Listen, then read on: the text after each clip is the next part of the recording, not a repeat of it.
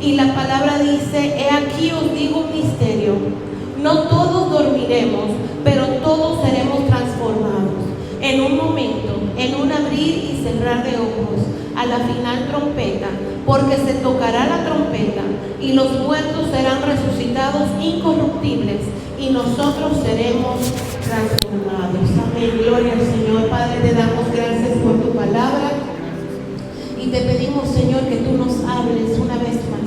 Háblanos, Señor, Padre, y ayúdanos, Señor, Padre, a que tu palabra nos transforme y que podamos no solamente escucharla, sino vivirla, Padre, en el nombre poderoso de Jesús. Amén y amén. Puede tomar su lugar. Y esta mañana estuvimos hablando de la primera parte acerca del arrebatamiento y estuvimos hablando acerca de qué es el arrebatamiento de la iglesia y cómo el arrebatamiento de la iglesia es el próximo evento profético que nosotros como iglesia esperamos. Y nosotros debemos estar con un gemir en nuestro corazón de decirle al Señor: ven, Señor Jesús. Hablamos de cómo es diferente el arrebatamiento de la segunda venida y hablamos de ciertos puntos en particular. Por ejemplo, hablamos acerca de que el arrebatamiento va a ser antes de la tribulación, mientras que la segunda venida va a ser después de la tribulación. Hablamos también cómo el arrebatamiento es inminente. ¿Qué significa eso? Que nosotros tenemos que vivir toda nuestra vida como cristianos con la conciencia de que Jesús puede venir por nosotros hoy. Él puede venir por nosotros hoy, mientras que para la segunda venida habrá señales. Y leímos todos los versículos. También estuvimos hablando acerca de cómo en el arrebatamiento el Señor viene por su iglesia, pero en la segunda venida el Señor viene con la iglesia.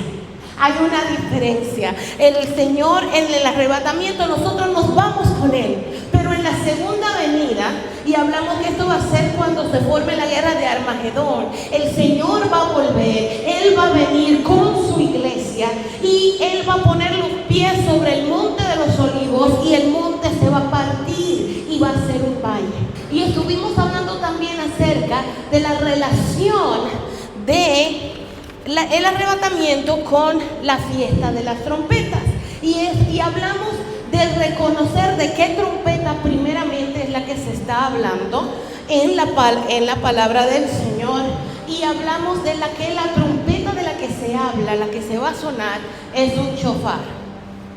Uno de estos es un shofar, y hablamos acerca de el origen del shofar. Tiene su origen cuando Abraham iba a sacrificar a Isaac. El Señor provee un sacrificio y dice que ese carnero estaba enredado por los cuernos, y de ahí que entonces el cuerno del carnero, que es esto, se considera un medio a través del cual el Señor se habla. Y vimos en el libro de Éxodo cómo cuando el Señor viene sobre el monte Sinaí, se nos habla que había sonido de bocina, que es esto, y que la voz de Dios mismo es como el sonido de una trompeta. Entonces hablamos acerca de cómo suena el shofar y hablamos de la diferencia de esto que leímos aquí en 1 Corintios 15, cuando dice a la final trompeta. ¿Cuál es ese sonido? Porque el shofar hace 4 sonidos diferentes y se los voy a tocar solamente para que lo reconozcan. Están ahí en el fondo. Y el primer sonido es tequía, y es un sonido que nos habla de pausar y prestar atención. Es este sonido.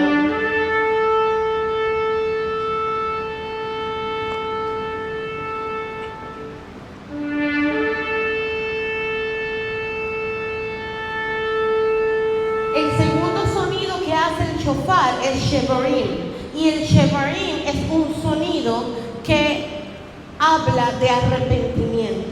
Es un sonido que llama al arrepentimiento.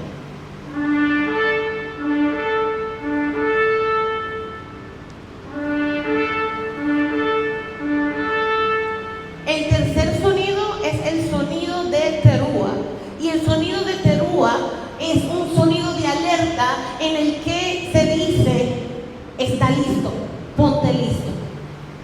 Es Teruah.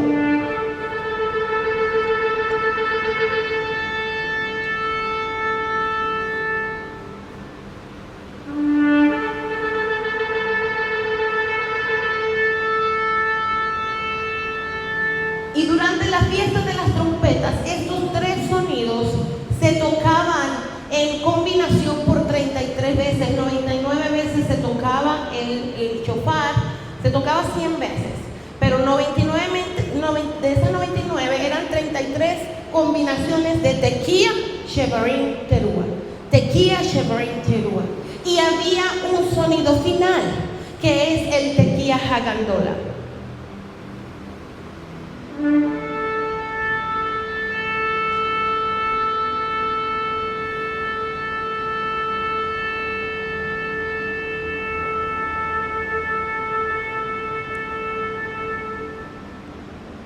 Lo hace 2 veces.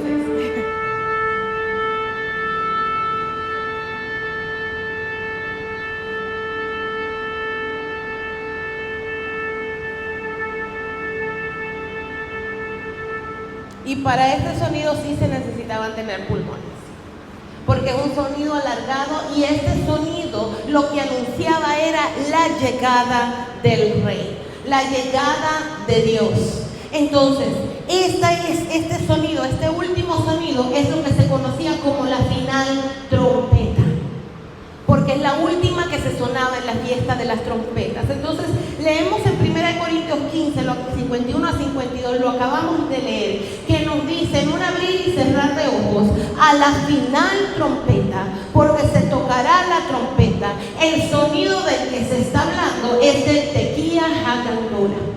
¿Suenan otra vez, Ana?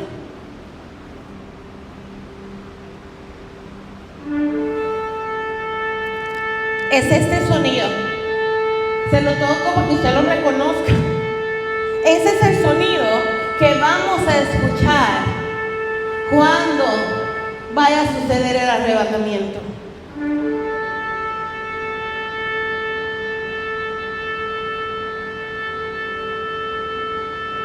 Ese es el sonido que se va a escuchar.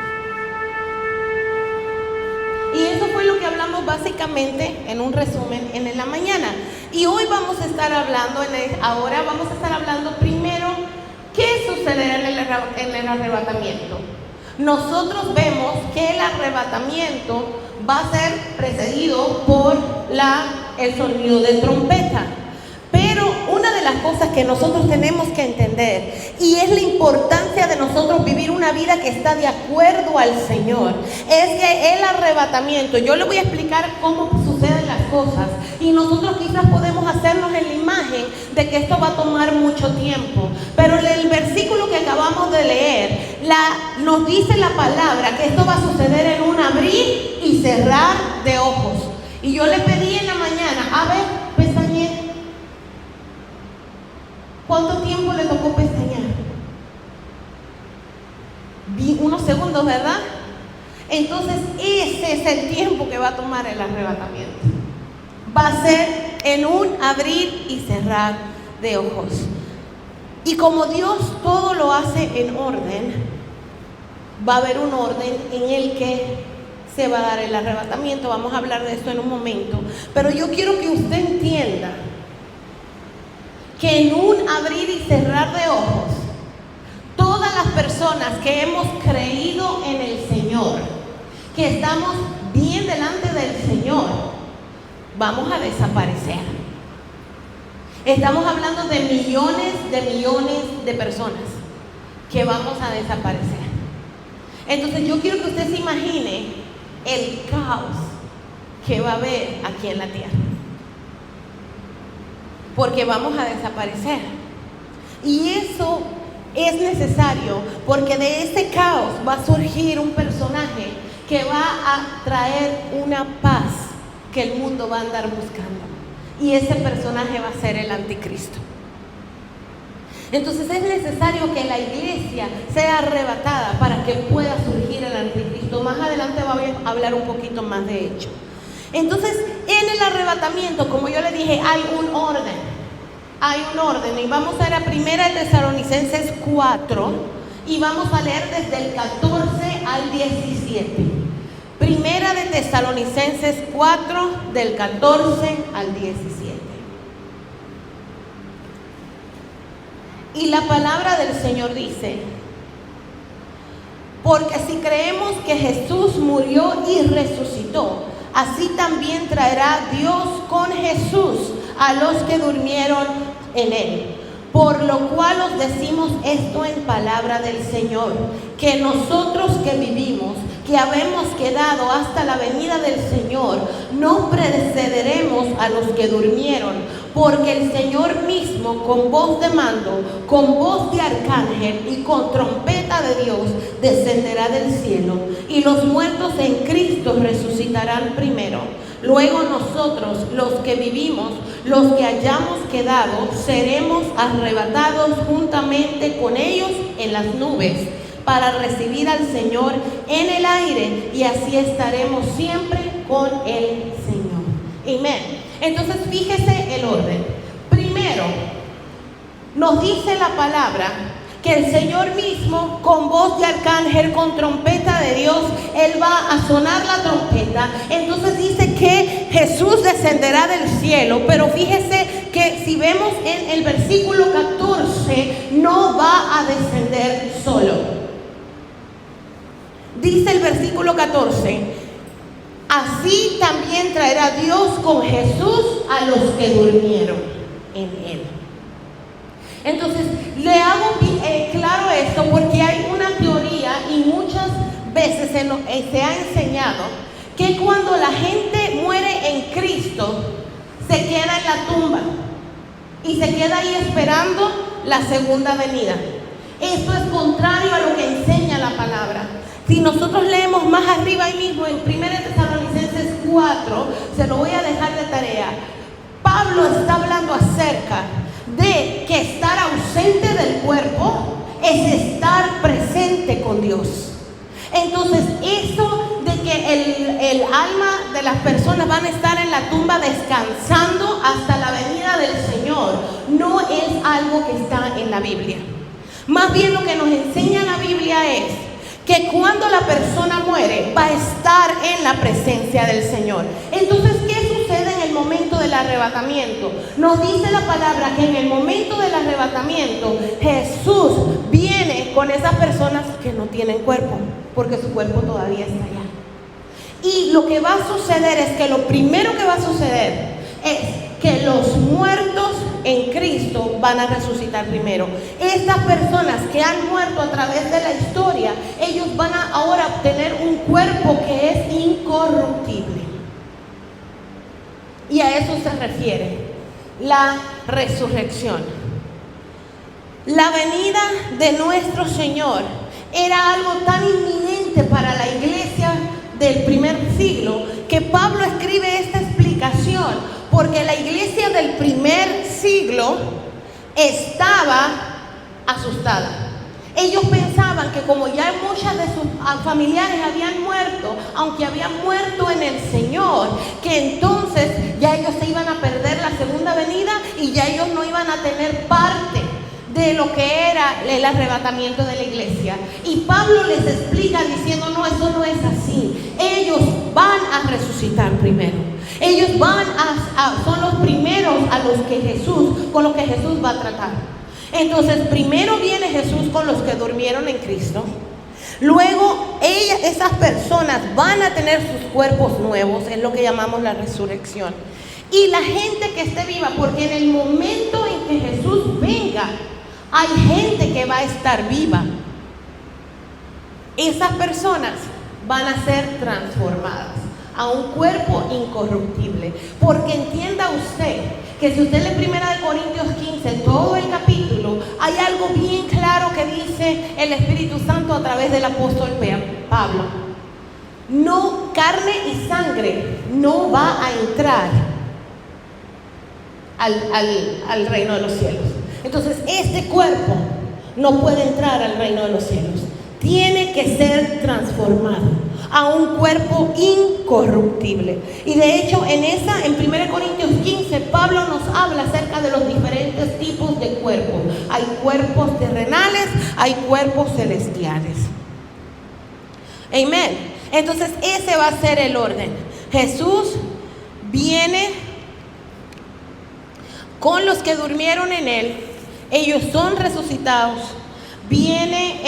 Luego las personas que están vivas serán transformadas. Ese es el orden. Y otra vez les digo, pareciera que eso va a tomar mucho tiempo, pero nos dice la palabra, eso va a ser en un abrir y cerrar de ojos. Eso va a ser súper rápido. Entonces, ¿qué es lo que sucede después del arrebatamiento? Ahora, somos arrebatados, nos vamos con Jesús. ¿Qué es lo que va a suceder? Yo quiero que vayan conmigo a Efesios 5, 25 al 27. Efesios 5, 25 al 27.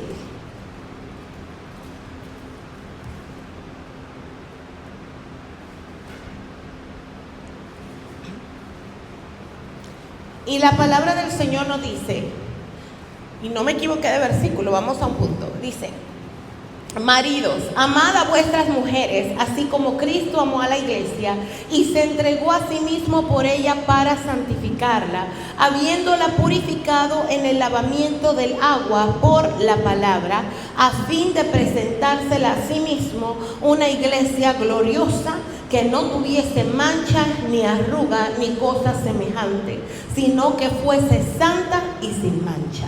Entonces, me vamos a enfocar no en la parte de los maridos, me voy a enfocar en la parte de lo que Cristo hace con la iglesia.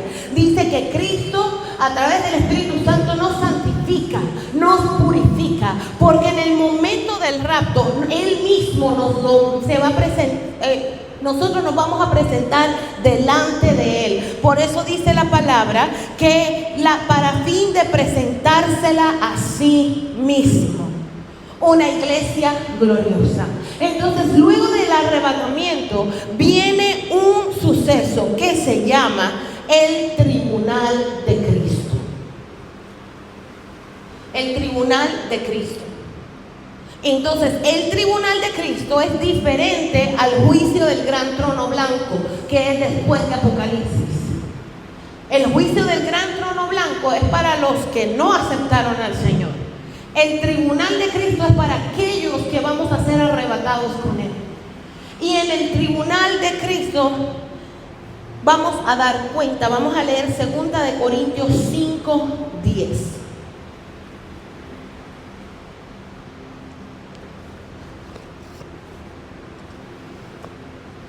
Segunda de Corintios 10 dice: porque es necesario que todos nosotros comparezcamos ante el tribunal de Cristo, para que cada uno reciba según lo que haya hecho mientras estaba en el cuerpo, sea bueno o sea malo. Entonces, ¿qué va a suceder en el tribunal de Cristo? En el tribunal de Cristo no se trata de si te portaste bien o no. Ya estás con Jesús, ya te fuiste en el arrebatamiento. En el tribunal de Cristo se te va a preguntar: ¿qué hiciste con la salvación que recibiste? ¿A cuántas personas le hablaste de Jesús? ¿Qué hiciste con la salvación? ¿Simplemente venías a la iglesia y ya? ¿Hiciste como él? Aquí es donde entra la parábola de los talentos. Dios a cada uno de nosotros se nos ha dado un don, un talento. ¿Qué estamos haciendo con el talento? ¿Lo estamos multiplicando o lo estamos escondiendo en la arena por miedo de que va a venir el Señor y ay, Dios mío? ¿O lo estamos multiplicando? Estamos moviéndonos en los dones, estamos hablando con otras personas acerca del Señor, estamos cumpliendo con la gran comisión. Eso es lo que nosotros vamos a dar cuenta. Nosotros, los que somos padres, vamos a dar cuenta cómo criaste a tus hijos. No de las decisiones que últimamente tomen sus hijos cuando ya lleguen a grande, pero cómo tú criaste a tus hijos. ¿Les inculcaste el amor de Dios, el temor de Dios? Varones, usted va a dar cuenta por su esposa, por si no lo sabía. ¿Sí? Usted va a dar cuenta por su esposa. Había unos ojos que se abrieron así grandes. Pero sí, usted va a dar cuenta por su esposa. Usted no va a ser responsable de si su esposa es salva o no, eso no, la salvación es individual, pero usted va a ser responsable acerca de cómo usted la trató. Usted la trató bien emocionalmente, cómo usted, porque acuérdese que la carga del varón, del esposo, como leímos aquí en Efesios 5, es de reflejar a Cristo, de entregarse a su esposa como Cristo amó a la iglesia. Eso es una carga bien grande. Entonces usted va a dar cuenta de eso. Mujeres, usted va a dar cuenta de si usted se sometió a su marido y lo respetó. ¿Respetó usted a su marido? ¿O simplemente por delante era una cosa y se reunía con sus amigas a sacarle todos los trapos sucios de su esposo?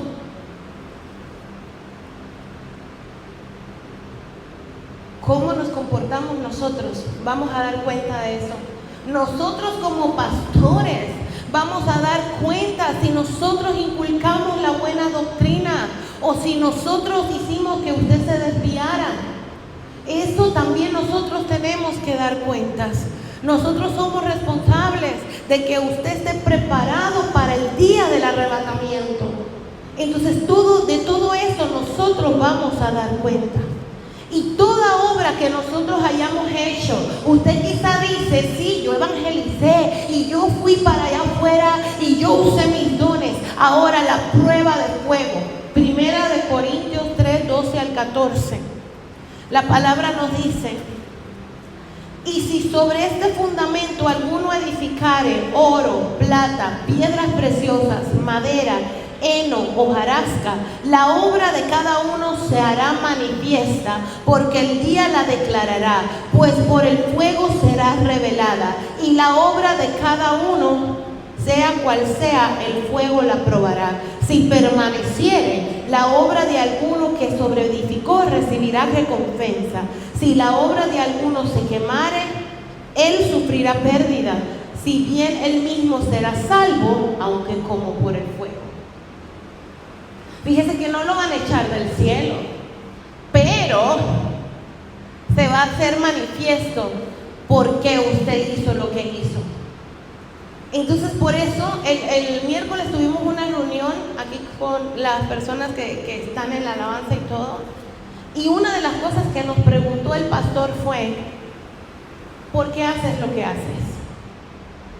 ¿Por qué? Hasta a mí me dijo: ¿por qué enseñas? ¿Por qué tocan un instrumento? ¿Por qué cantan? ¿Por qué danzan? Porque no es el hecho de danzar, es el hecho de cuál es mi corazón cuando yo hago lo que hago para el Señor. Y eso es lo que va a probar, eso es lo que va a revelar el fuego. Entonces, cuando yo hago las cosas sin la intención de honrar a Dios, solamente porque yo quiero verme más espiritual, o porque es que a mí me gusta hacer eso, pero no tengo en mi corazón la intención de que Jesús se glorifique a través de lo que yo estoy haciendo, entonces eso es hoja, eso es hojarasca, eso es paja, heno dice aquí, y es madera, se quema. Pero cuando yo hago las cosas para el Señor de corazón, porque lo amo, porque estoy agradecida, porque yo quiero que su pueblo crezca, porque yo quiero servir a los demás, entonces esas obras son de oro, de plata y de piedra preciosa. La obra que se va a pasar la prueba del fuego no es la obra más grande, porque a veces nosotros tenemos la mala idea de que aquellas cosas que son más llamativas son las que se van a llevar un premio bien grande, y que aquellas cosas que son pequeñas, pues que quizás no. Pero esto no se trata de cuán grande es la obra que yo hice, se trata de cuál es mi corazón cuando hago la obra. Entonces quizás usted va a ver gente allá en el cielo que hizo muchas cosas para el Señor, pero cuando se ponen al fuego es madera, es heno, es hojarasca, porque no se hizo con la intención correcta, porque si no se buscaba adorar a Dios. Y quizás hay personas que lo único que hacían en la iglesia, yo siempre pongo esto porque a la gente no sé por qué le molesta, es lavar un baño, pero venía constantemente a lavar el baño con todo su corazón. Y nadie quizás lo veía ahí en el baño, lavando el baño, pero lo hacía con todo su corazón. ¿Sabe que la corona de esa persona va a ser mucho más grande que la del predicador que estaba predicando, solamente buscando que la gente lo mirara a él y no darle la gloria a Dios? Porque no se trata de lo que hago necesariamente, se trata de con qué corazón yo hago las cosas. Y eso es algo por lo que nosotros vamos a dar cuenta. Inmediatamente en el arrebatamiento vamos a ir al tribunal de Cristo. Y luego vamos a presentar nuestras coronas delante del trono de Dios. Yo quiero que vaya conmigo a Apocalipsis 4:10.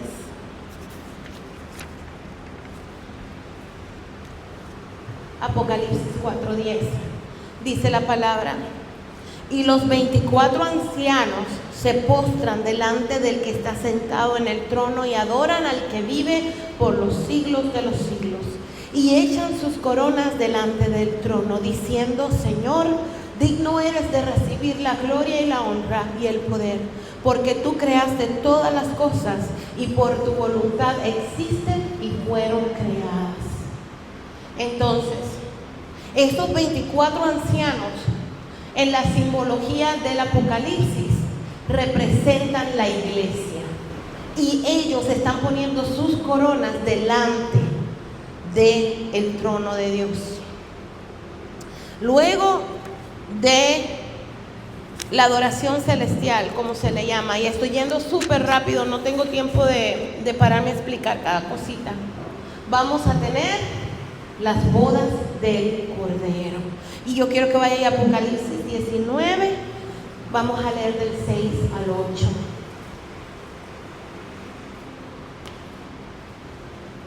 Apocalipsis 19 del 6 al 8. Dice la palabra: y oí como la voz de una gran multitud, como el estruendo de muchas aguas, y como la voz de grandes truenos, que decía: Aleluya, porque el Señor nuestro Dios Todopoderoso reina. Gocémonos y alegrémonos y démosle gloria, porque han llegado las bodas del Cordero, y su esposa se ha preparado, y a ella se le ha concedido que se vista de lino fino, limpio y resplandeciente, porque el lino fino es las acciones justas de los santos. La esposa somos nosotros, a quien se nos ha concedido el que nos vistamos de lino fino. Y fíjense lo que son las acciones justas de los santos. Cada vez que nosotros hacemos una acción justa, nosotros estamos preparando nuestro vestido. Así lo veo yo, para ese día en que nos vamos a presentar delante del Señor. Ahora, mientras esto está pasando con la iglesia, en la tierra, le dije, va a haber un caos, porque la iglesia va a desaparecer. Y el mundo va a estar pasando por la gran tribulación. Y yo quiero que usted vea la línea de tiempo de qué es lo que está pasando. Nosotros vemos ahí la cruz bien grande, está en inglés, ¿no? La cruz bien grande es la crucifixión de Jesús, y luego tenemos el tiempo de la iglesia, y luego vemos cómo la línea de tiempo se abre en dos. La iglesia es arrebatada al cielo y va a pasar esos 7 años de tribulación en el cielo con el Señor. En la tierra está pasando 7 años de tribulación, en donde el templo va a ser reedificado otra vez, donde se va a manifestar el anticristo, donde van a pasar un montón de cosas terribles ahí abajo. Y nosotros vamos a estar con el Señor. Pero nos va a llegar un tiempo, cuando llegue la batalla del Armagedón, en donde la línea de tiempo se vuelve a unir. Entonces, ¿qué es lo que pasa en ese lugar? En la batalla del Armagedón, Jesucristo vuelve a defender a Israel, porque todas las naciones se van en contra de Israel. Entonces viene Jesús con su ejército y nos dice específicamente, lo leímos en esta mañana, vestido de lino fino, que habla de la iglesia. Viene Jesús con la iglesia y va a destruir a todas esas naciones y se establece el reino milenial. Son 1000 años en donde Jesús va a reinar y nosotros vamos a reinar con Él. Amén. Hoy en día hay mucha gente que ya no cree que el arrebatamiento va a pasar. Hay mucha gente que vive pensando que el arrebatamiento no va a pasar. Mucha gente que vive, inclusive yo he escuchado gente cuando he ido a evangelizar que me dice, no se preocupe, aunque me quede en el arrebatamiento o en el rapto, así me lo enseñaron, esa fue la palabra que me enseñaron a mí, o en el rapto, aunque yo me quede, yo después me salvo en la tribulación. No saben lo que están hablando. Y aquí sí le voy a poner el temor de Dios a todos en su espíritu. Hoy en día la salvación es fácil. Tenemos al Espíritu Santo que nos da convicción de pecados. Y nosotros con una oración por la fe, confesando el sacrificio de Jesús, somos salvos. Si damos fruto de arrepentimiento, porque eso va junto. Pero en la tribulación, el Espíritu Santo no va a estar en la tierra como está hoy en día. El Espíritu Santo no va a estar en los creyentes como está hoy en día, sino que el Espíritu Santo va a tener la misma función que en el Antiguo Testamento, donde solamente sobre algunas personas era que venía. Y la única manera en que nosotros vamos a poder ser salvos va a ser dejándonos decapitar. Y ojalá que fuera simplemente que me corten la cabeza y ya. Es que usted no va a poder comer, usted no va a poder beber nada, porque va a haber un sistema mundial de que ya usted lo tiene que estar viendo, en donde va a haber una moneda, en donde la gente va a ser marcada y va a ser una moneda digital que va a controlar todo lo que tú compras y todo lo que tú negocias. Si te marcas, no vas a poder ser salvo. Y si no te marcas, no vas a poder comer, no vas a poder comprar nada, no vas a poder hacer nada. Y después de todo eso, entonces es que si te dejas decapitar, entonces puede ser que alcances la salvación. Entonces, si usted es de los que piensan, no, yo estoy bien ahora, yo después en la tribulación resuelvo. Si usted no puede ahora, no crea que en la tribulación se la va a hacer. I'm sorry, pero es mi responsabilidad yo decirlo. El tiempo de salvación, por eso nos dice la palabra, el tiempo de salvación es hoy. Es hoy. No lo dejes para mañana, porque puede ser muy tarde. Entonces hay muchas personas que dicen el arrebatamiento no va a pasar y están esperando simplemente por la segunda venida, sin saber que ellos no tienen que pasar por la tribulación. Entonces, ¿cómo nosotros sabemos? ¿Qué evidencia hay en la Biblia que realmente el arrebatamiento va a suceder, además de los versos que nosotros hemos leído? ¿Cómo yo sé que realmente el arrebatamiento va a suceder? Primero, porque es una promesa de Dios. Yo quiero que usted vaya conmigo a Apocalipsis 3:10. Apocalipsis 3:10. Y en este verso, Jesús le habla a la iglesia de Filadelfia. En la iglesia de Filadelfia es la única iglesia a la que Jesús, cuando le habla, no le encuentra nada malo. Simplemente le da ánimo para que continúe adelante y le hace esta promesa. Dice: por cuanto has guardado la palabra de mi paciencia, yo también te guardaré de la hora de la prueba que ha de venir sobre el mundo entero, para probar a los que moran sobre la tierra. Esa es la promesa de Dios para la iglesia. La iglesia de Filadelfia representa a todas aquellas personas que realmente aman a Dios, que siguen sus mandatos y que caminan recto delante de Dios. Es una promesa de Dios de que la iglesia no va a pasar por la tribulación. Segundo, la Biblia nos enseña que el propósito de la iglesia no es pasar por la tribulación. La iglesia tiene un propósito y es de predicar el evangelio al mundo. Eso es lo que nosotros se supone que estemos haciendo. Esa es la encomienda que Jesús nos dejó: ir y predicar. Vaya y predique. Eso es lo que el Señor nos encargó. Ese es el propósito de la iglesia. Mas la iglesia no fue puesta para pasar por la tribulación. Primera de Tesalonicenses 5, del 9 al 10. Primera de Tesalonicenses 5, del 9 al 10 dice la palabra: porque no nos ha puesto Dios para ira, sino para alcanzar salvación por medio de nuestro Señor Jesucristo, quien murió por nosotros, para que ya sea que velemos o que durmamos, vivamos juntamente con Él. La palabra ira habla de la tribulación, especialmente en el contexto de Primera de Tesalonicenses, donde se nos está hablando acerca del arrebatamiento y acerca del anticristo. Esa carta Primera de Tesalonicenses es bien profética en el sentido de que nos habla de los eventos que van a venir.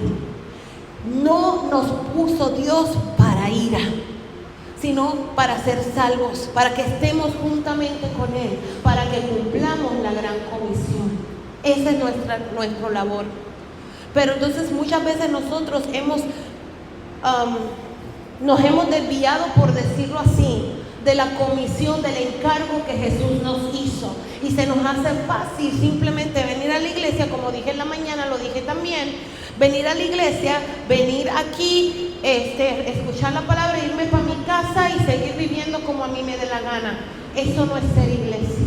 La iglesia de Jesucristo ama lo que Jesucristo ama, odia lo que a Él no le place. La iglesia de Jesucristo tiene pasión por las almas, quiere que las personas vengan al arrepentimiento. Esa es su pasión, porque sabe que su Padre, eso es lo que espera. La palabra del Señor nos dice en la carta de Pedro, no me acuerdo exactamente el versículo, si me lo buscas ahí, pero dice la palabra del Señor que Dios no retarda su promesa como muchos la tienen por tardanza, sino que es paciente, porque su deseo es que todos vengan al arrepentimiento. Segunda de Pedro 3:9. Segunda de Pedro 3:9. Ese es el deseo de Dios, que todas las almas vengan al arrepentimiento. Si nosotros somos iglesia, el corazón de Dios es nuestro corazón. Entonces nuestro corazón debe de estar en buscar, en predicar el evangelio para que más almas vengan al Señor. Ese es el Señor. El propósito de la iglesia no es la tribulación. De hecho, que es el tercer punto, el propósito de la tribulación es para Israel. La tribulación es Dios lidiando con Israel de nuevo. Y dije que para poder entender esto con bastante claridad, tendríamos que estudiar la profecía de las 70 semanas de Daniel. Pero no tengo tiempo para hacer eso porque es un estudio bastante profundo. La tribulación no es un castigo para la iglesia. La tribulación es Dios lidiando con Israel para que Israel reconozca que Jesús es el Mesías. Entonces vamos a ir a Oseas 5:15. Oseas 5:15, mire lo que dice la palabra. Andaré y volveré a mi lugar, hasta que reconozcan su pecado y busquen mi rostro. En su angustia me buscarán. Dios conoce a Israel. Es Oseas 5:15. Dios conoce a Israel. Israel, dice la palabra, es duro de servir. En otras palabras, es testarudo, es terco.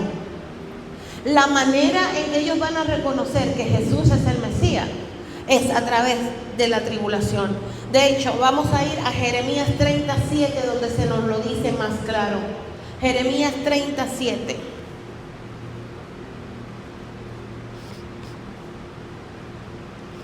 Está hablando del día del Señor.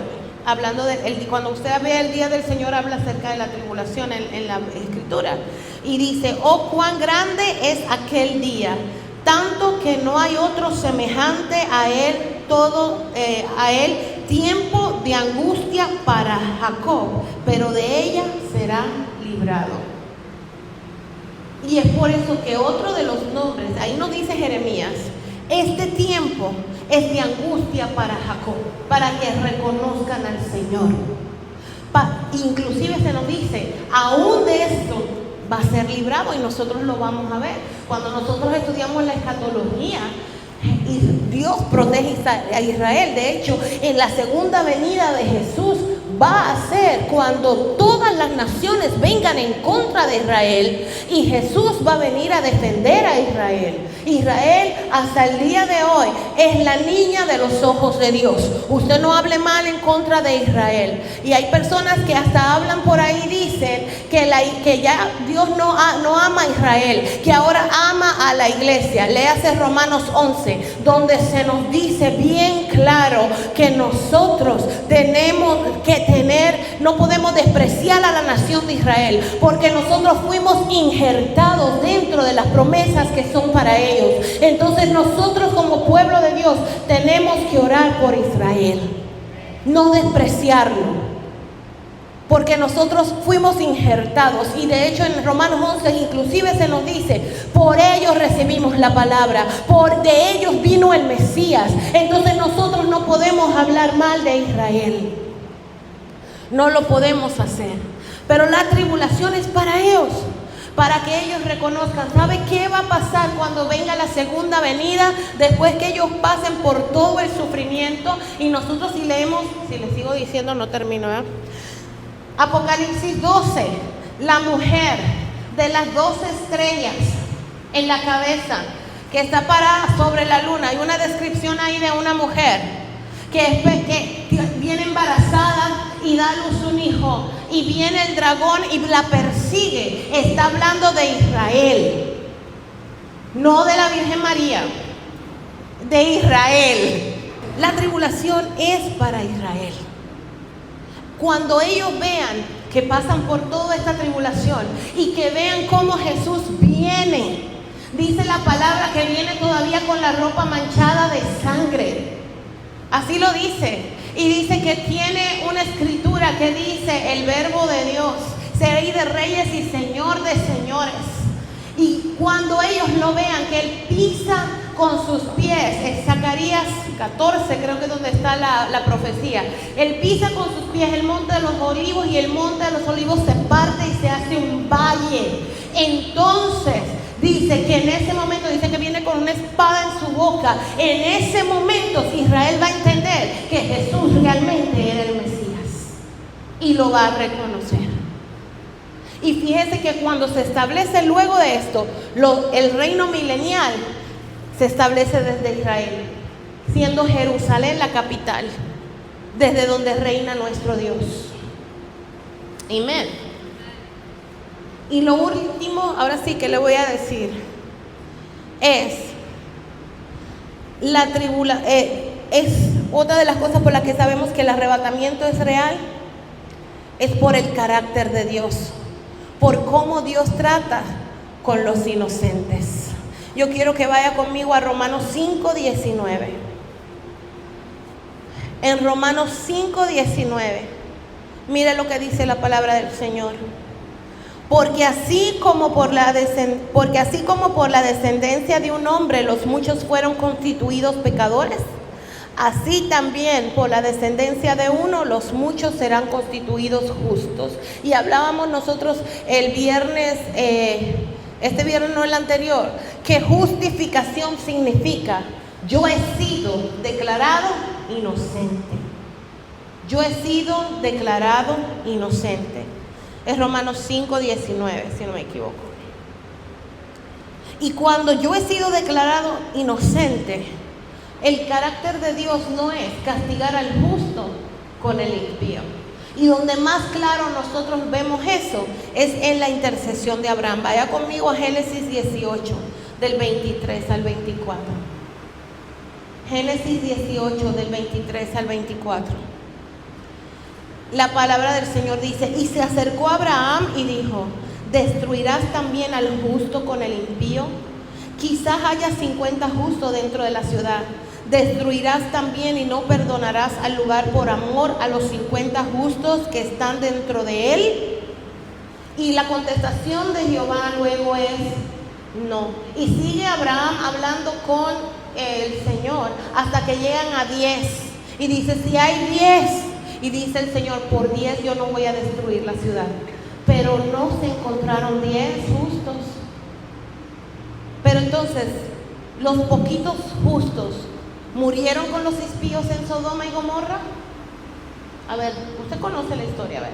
¿Murieron los justos en Sodoma y Gomorra? ¿Qué hizo el Señor con los justos que había ahí? Que eran Lot y su familia, los eunucos. ¿Qué hizo? Los sacó antes de la destrucción. Cuando la tierra se corrompió, antes de esto, en los tiempos de Noé, la tierra se corrompió y vio Dios que la maldad del corazón en los hombres era desde la juventud. Y Dios dijo: voy a destruir el mundo. ¿Destruyó a los justos con los impíos? Le pregunto. Dice la palabra que Noé halló gracia delante del Señor. ¿Y qué hizo Dios? Salvó a Noé y a su familia. Ahora un caso después de Génesis. Cuando Josué fue y envió los espías a Jericó, encontraron una mujer. Esa no, o sí se la sabe. Encontraron una mujer que los ayudó. Y ella halló gracia delante del Señor. No era justa, y por eso es que ella nos representa casi a nosotros. No era justa, era una prostituta, pero reconoció la grandeza del Dios de Israel, ayudó a los espías. Y ¿sabe qué? Ella halló gracia. Nosotros vamos a ver que la Biblia es específica y dice que al momento de la destrucción de Jericó, se caen los muros de Jericó, excepto la parte donde vivía Rahab y su familia. Porque Rahab vivía en el muro. En los muros antes podía vivir gente, no era un muro, una pared como esto, era un muro de 6 pies donde podían haber gente viviendo ahí. Ella vivía en el muro, pero su casa fue salva por lo que ella hizo. Dios no destruye a los impíos con los justos. La tribulación es un trato con Israel, y la gente que está en el mundo que no conoce al Señor va a tener que pasar por ella. Pero nosotros hemos sido justificados por la sangre del Cordero, y nosotros no fuimos puestos para ira, sino que nosotros por su sangre no tenemos que pasar por la ira del Señor. Nosotros por gracia, porque como Rahab, no era que éramos buenos, Rahab era una prostituta, dice una ramera, es lo mismo. Pero porque reconoció al Dios de Israel y ayudó a los profetas, a los espías, debo decir, ella alcanzó gracia. Nosotros sabemos. ¿Y sabe qué es? Una cosa que a mí me impresiona, que en las genealogías antiguas casi las mujeres no aparecían. ¿Cuántos han leído las genealogías antiguas? Y usted va a ver que tal era hijo de tal y hijo de tal, y muy raro que se mencione una mujer. Y menos una mujer que no era israelita, y menos una mujer que era una ramera. Pero cuando leemos la genealogía de Jesús, ¿sabe quién aparece ahí? Rahab, la ramera. A mí me impresiona, ¿sabe por qué? Porque eso es esperanza para mí, que no era perfecta, que no soy israelita, pero por su gracia, por el sacrificio de Él fui salva y ahora yo soy injertada dentro de las promesas de Dios, así como lo fue Rahab. ¿Sabe quién más aparece ahí? Ruth, que tampoco era israelita, era moabita, pero reconoció al Dios de Israel y fue redimida por su esposo.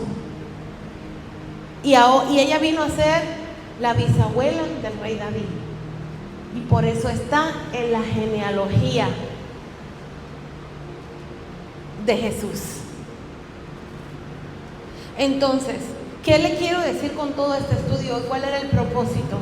No era meterle miedo, sino que nosotros estemos alerta de que nosotros viene un día en que vamos a estar de cara a cara con el Señor y nosotros vamos a dar cuentas. ¿Dónde está nuestro corazón? Primero, hágase la pregunta: ¿estoy listo? Como decía el pastor el viernes, ¿estamos listos para la venida del Señor? Y segundo, ¿qué estoy haciendo ahora que estoy salvo? ¿Qué estoy haciendo para el Señor? Y más de qué estoy haciendo para el Señor, lo que estoy haciendo, ¿con qué corazón lo estoy haciendo? ¿Lo estoy haciendo para que Él se lleve toda la gloria y toda la honra? ¿O lo estoy haciendo simplemente porque el pastor me mandó? Porque eso es lo que se hace en la iglesia. Porque quiero que los demás me vean como muy espiritual. O porque quiero que los demás piensen que yo sé mucho. Todas esas intenciones, motivos están errados. Nuestra intención en nuestro corazón tiene que ser primeramente que Jesús sea glorificado y segundo que su pueblo le conozca, porque todos nosotros somos servidores, somos siervos de Dios. Y un siervo no solamente el siervo sirve a su Señor, pero sirve a las demás personas. Nosotros somos llamados ministros competentes. La palabra ministros dice significa yo soy un servidor. Entonces, ¿qué estamos haciendo nosotros para el Señor?